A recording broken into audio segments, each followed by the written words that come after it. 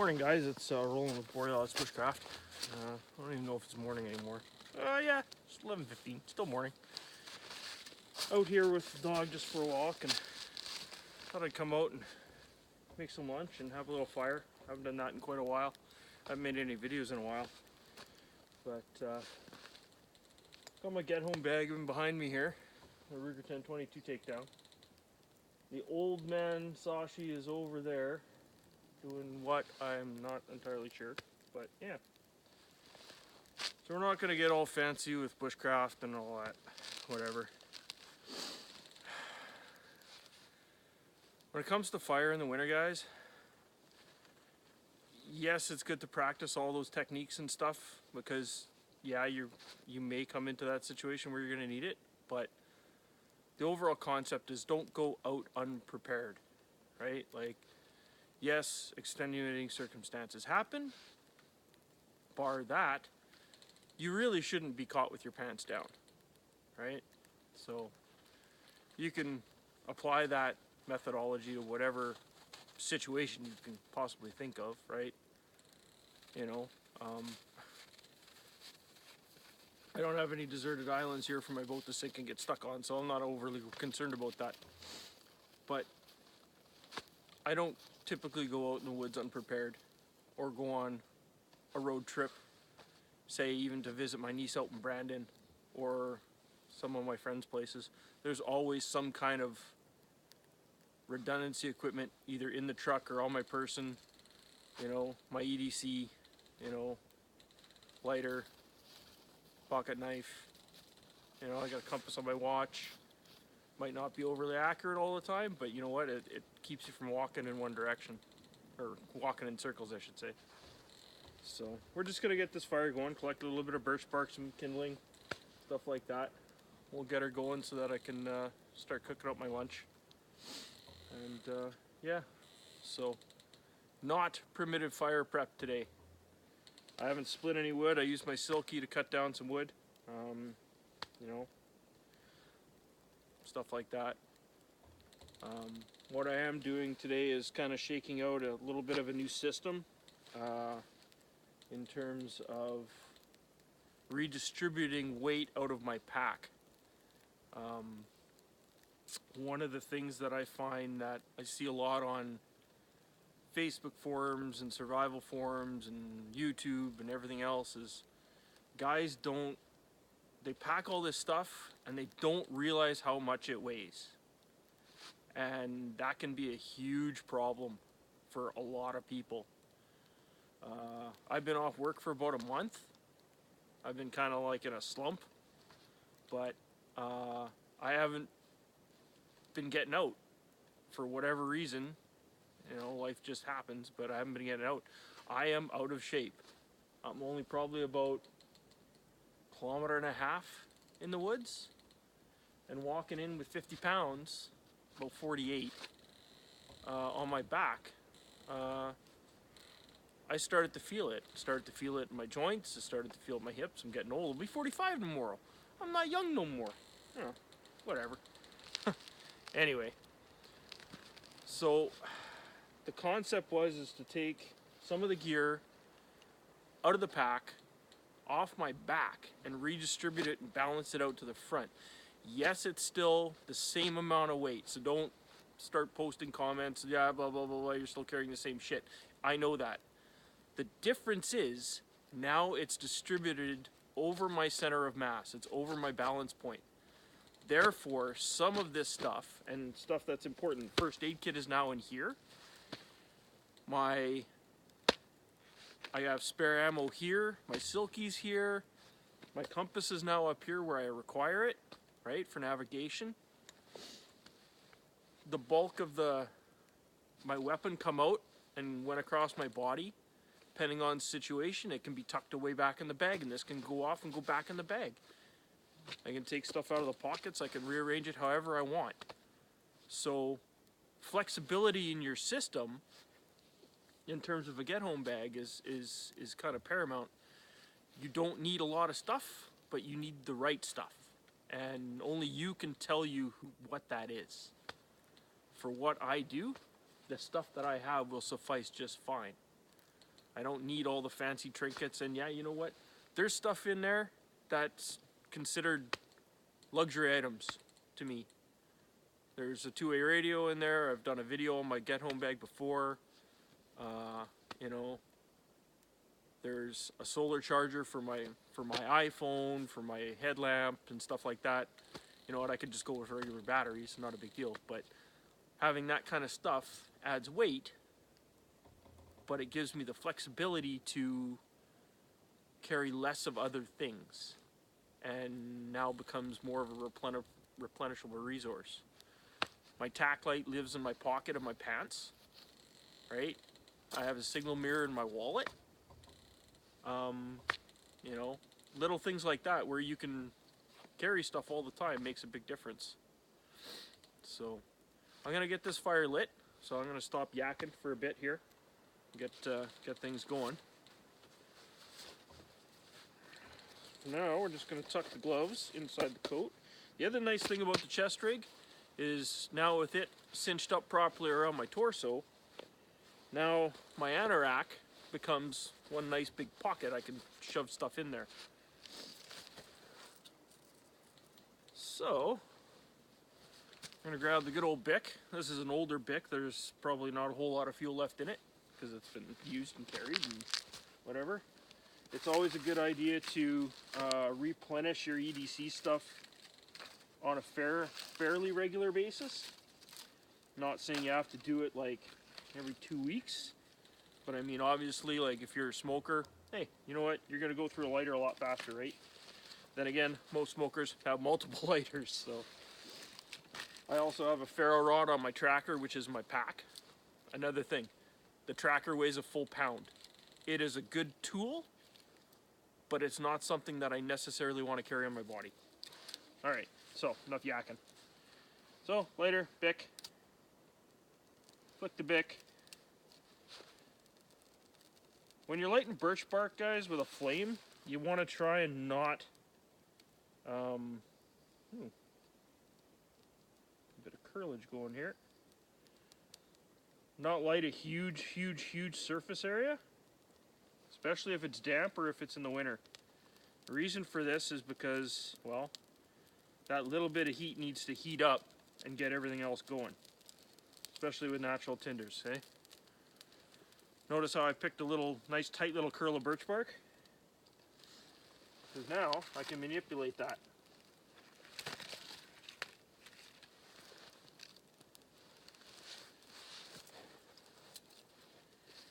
That larger chunk is going to curl.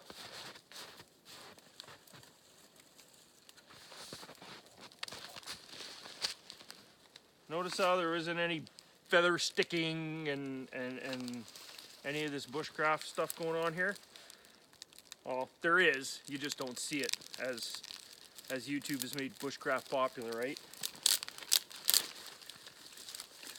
Sticks. Semi-loose over top your fire.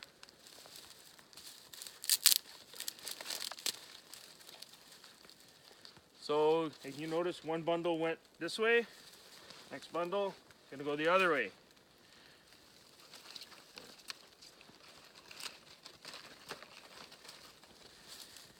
And there's a fairly healthy bundle. So, next bundle goes that way. Canterbury said it right years ago. He said, don't add fuel until your flames are above your fuel, right? Obviously, in a bug out situation, you're going to leave a footprint.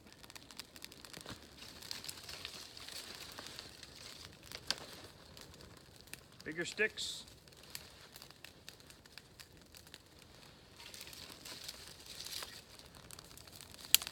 Notice how I had a base at the base of the fire, so that I'm not kicking myself for toss the extra birch bark over there.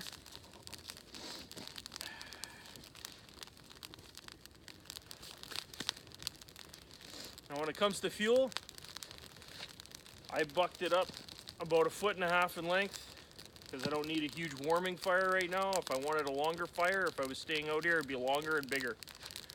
Now, how do you get bigger logs with no axe? Well, that becomes complicated. You typically don't. You get as much as your saw can handle, or whatever tools that you brought with you. So we'll let that burn. Ugh.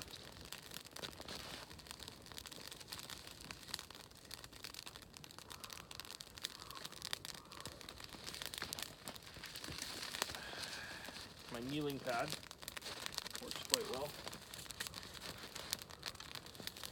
So, danger check. Little James Yeager comedy there for you. Gotta squat down a little bit here.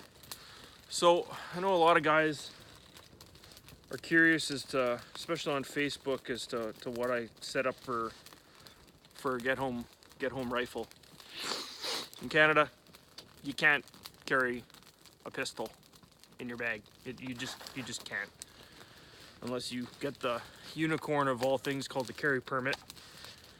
So we're carrying a Ruger 1022 takedown. Okay, side folding stock. So if I gotta strap it to the rucksack or whatever for whatever reason, get it off my back to do something, climb, whatever, I can do that.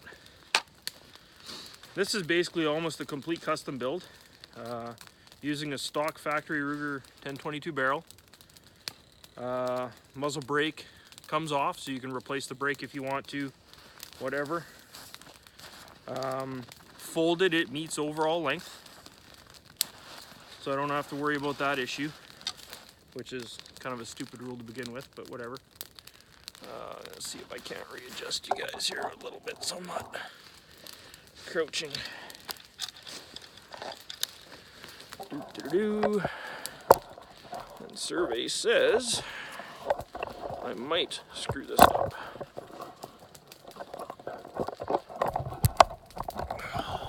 I finally found my Gorilla Pod. Bit of a pain. So yeah. So now when it comes to weapons in the winter, you either, for operational standpoint, you need to find either a lube that is good down to the temperatures that you're going to be operating in, or in the case of the Ruger, you can run it dry. A lot of guys will run it dry. Some guys will use graphite for lubricant. Not a huge issue, right? So yeah. But yeah, so like I said before, in here, this is my first aid. Little red tab signifies as much. Spare magazine. I had another one, but it broke. In this pouch, I got spare ammunition, my Silky, and this is I don't normally do like reviews and stuff. I like to use gear before I review it. However, this is something that I'm going to get into a little bit.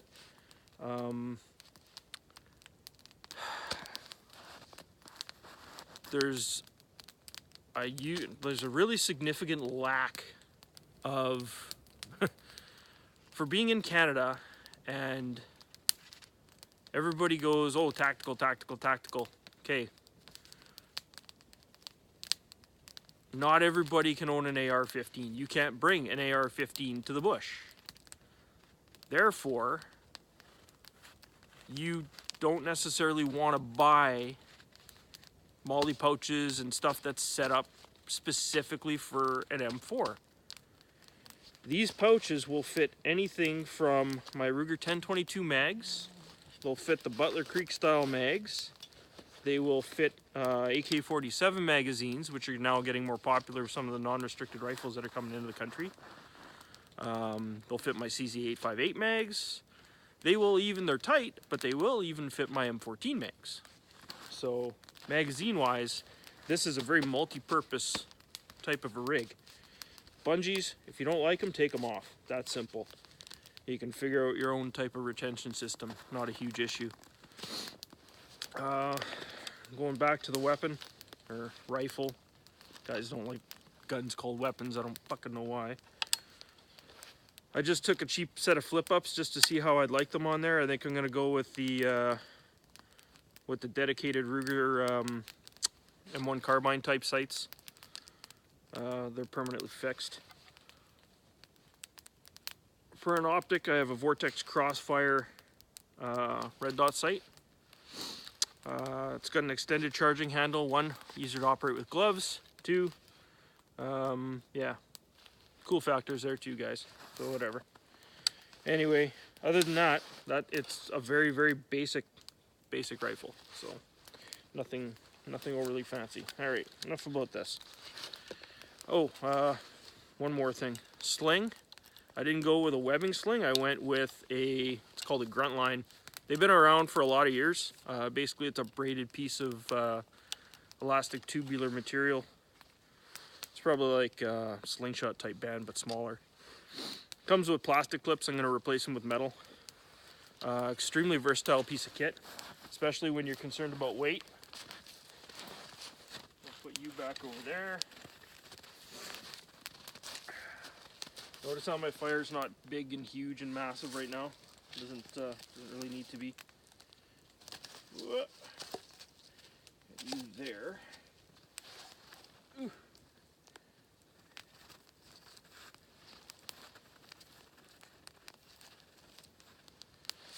There. And that should give me enough fuel for cooking my my deer steak that I brought out with me. Like I said, I'm not doing any kind of scenario or anything out here. I'm just out here to have some fun. Relax, maybe get my head back into the game a bit. But yeah, so that's this chest rig was made by Haley Strategic. Yeah, okay, no, not Haley Strategic, Shadow Strategic. From what I can tell, it's a bunch of Canadian Forces guys, ex-Forces guys that have got together and started producing their own line of equipment. Yes, I believe it's made offshore. However, the design and the quality is right there. Should definitely check them out if you're looking for, you know, some kind of an outdoor rig. They make all kinds of different patterns. This is their version of multicam. It's not true multicam. I don't have anything. I don't have a hat or anything to compare it to, but it's not exactly multicam. It's kind of like the British MTP is not multicam, even though it looks like multicam. There's a lot of different patterns out there nowadays that look like multicam that aren't. So multicam obviously is a patented item. So, but this is about as close as you could possibly get to it.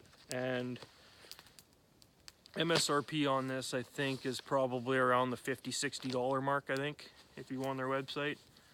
So I have 3 of these now. That's how much I like them. The first one I paid way too fucking much money for, pardon the language, but yeah. And that leads me to another thing. A lot of guys want to get into prepping and survival and tactical stuff. There's companies out there that make really good kit. The thing is what your retailer's paying for the kit is not. There is so much markup in that price that it puts it out of the price range of a lot of people, which is why I was really happy to see guys that are producing functional, well-made equipment. Condor in the past used to be remarked as an airsoft, you know, company that would produce gear and whatnot, and it was kind of bottom of the barrel, blah blah blah, whatever. I'll tell you something. I got a Condor Urban Go bag that has been used as a bag for hiking. It's been a survival bag for a lot of years. It was set up as an urban bag. It's been used as my work bag. That pack has seen and been stuffed and seen many miles, and it has not even blown a stitch.